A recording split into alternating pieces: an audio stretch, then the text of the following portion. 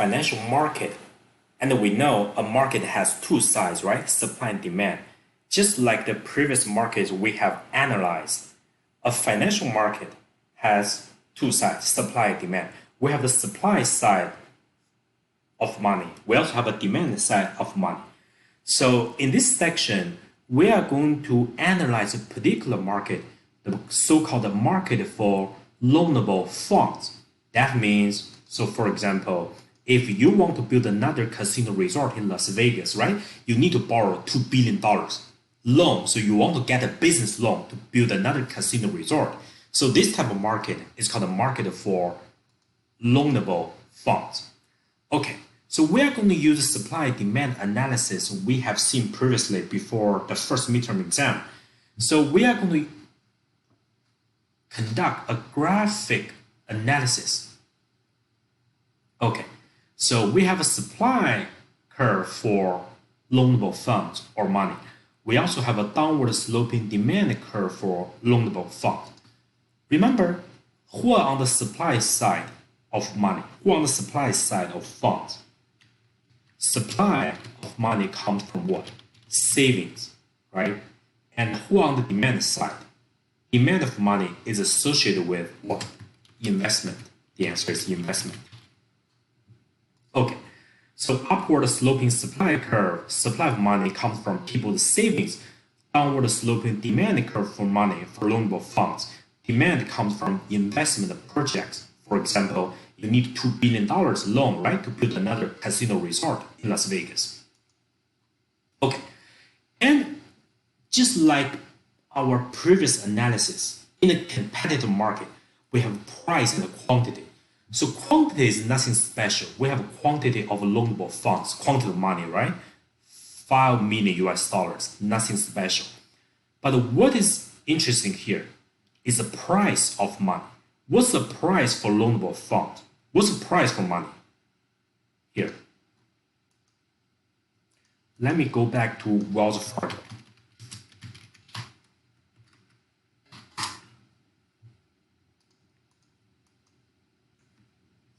If you supply money to this financial intermediary, Wells Fargo, right? If you open a savings account, so you are not giving your money, you are not putting your money at Wells Fargo for free. Wells Fargo, this commercial bank, has to pay you a price for you to deposit your money here, right? The price Wells Fargo pays you for a savings account is what? It is so-called interest rate. So the price for money from the supply side is what? Interest rate.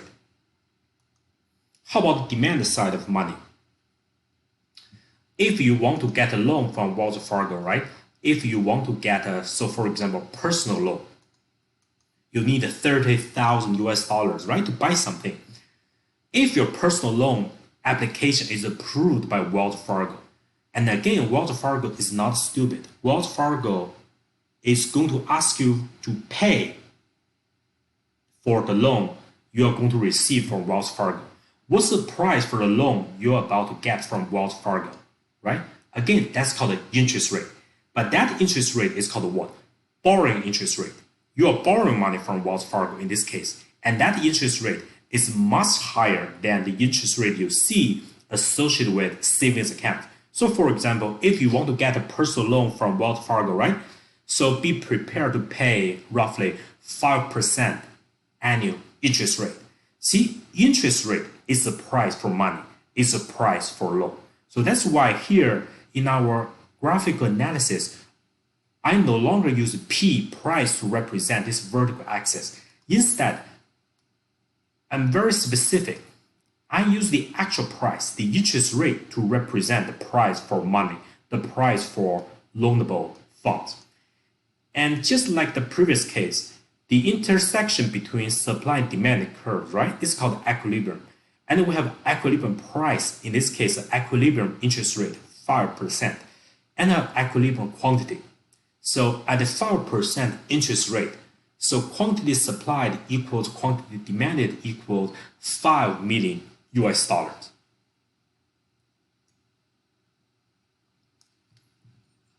Remember, supply and demand curves, they can move around with respect to some factors, right? Previously, we talked about the population size, substitutes, complements, inferior good, right? Consumer preferences, right? So the same applies to the market for loanable fund. Some factors, they are going to cause supply or demand curve to move around. Okay, suppose we have one case. Suppose government has adopted some policy to encourage people to save more money.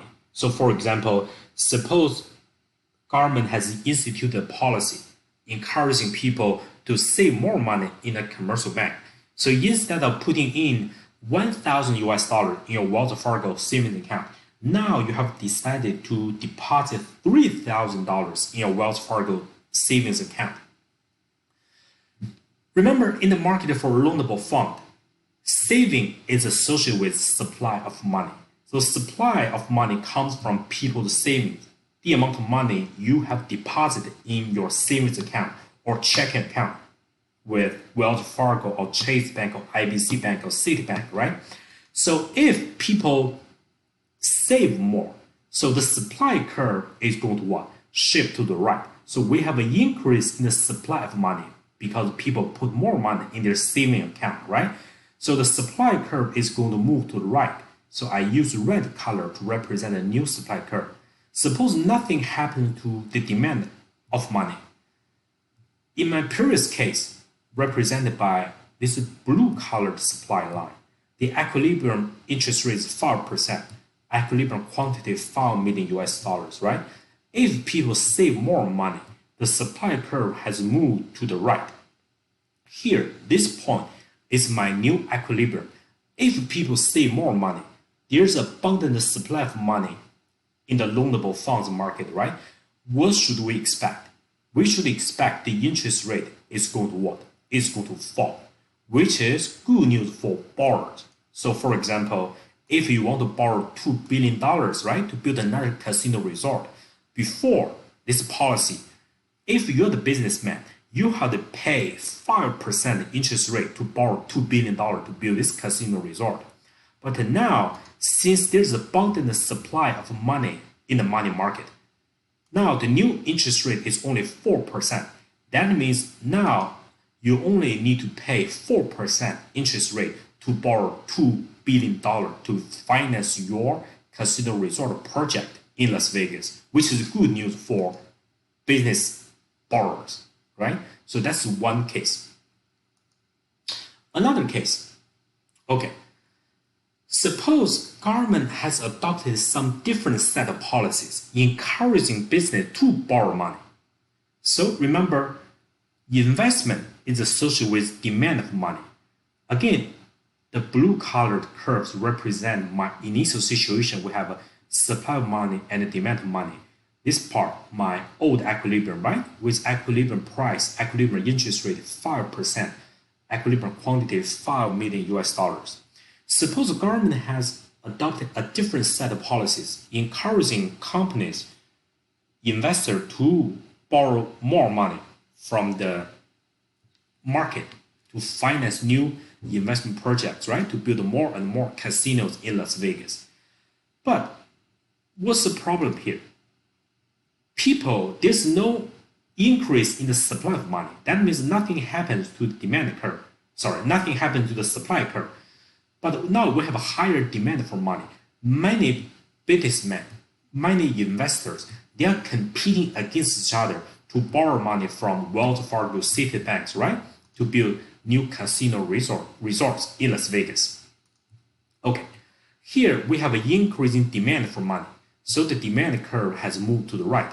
I use red color to represent my new demand curve. Again, nothing happened to supply. This intersection between my new demand and same supply, this is my new equilibrium, right? Here we have equilibrium price, aka equilibrium interest rate here is 7%, and equilibrium quantity 8 million US dollars. So the story here is, if more investors, they are competing against each other, they are all knocking on the door of Wells Fargo at the same time, trying to borrow $2 billion, right, to finance their casino resort project in Las Vegas. Now they're competing against each other. Since Wells Fargo does not have enough funds to lend to everybody, so those borrowers, they compete against each other, building up the pressure for interest rate. So eventually, only that particular investor who is willing to pay a higher interest rate to Wells Fargo, 7%, that investor is going to obtain a $2 billion loan to finance this casino project in Las Vegas.